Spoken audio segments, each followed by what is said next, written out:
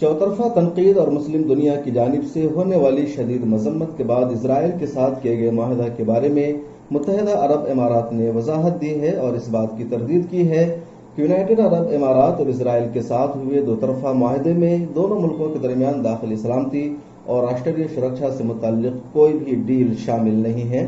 اسی کے ساتھ عرب امارات نے یہ بھی واضح کیا ہے کہ اس نے اسرائیل کے ساتھ ڈیل کیوں کیا ہے اور کیا اس کا مقصد ہے۔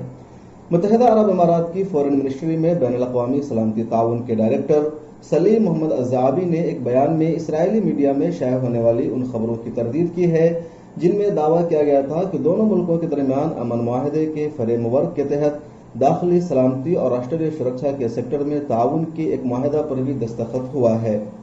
سلیم محمد الزعابی نے زور دے کر کہا کہ دونوں ملکوں کے درمیان ہوئے ایگریمنٹ کا اصل مقصد ٹیکنالوجی، مصنوعی ذہانت، صحت اور تعلیم کے میدان میں معاشی اور سائنسی تعلقات استوار کرنا ہے۔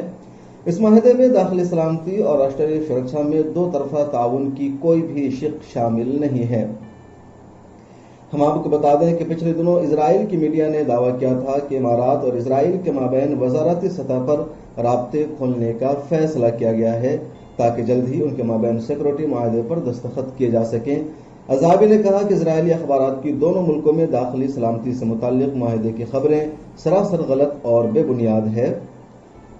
یونائیٹڈ عرب امارات نے 13 اگست کو اسرائیل کے ساتھ ایک امن معاہدے کا اعلان کیا تھا۔ اس ایگریمنٹ کے بعد متحدہ عرب امارات اسرائیل کو تسلیم کرنے والا تیسرا عرب ملک بن گیا ہے۔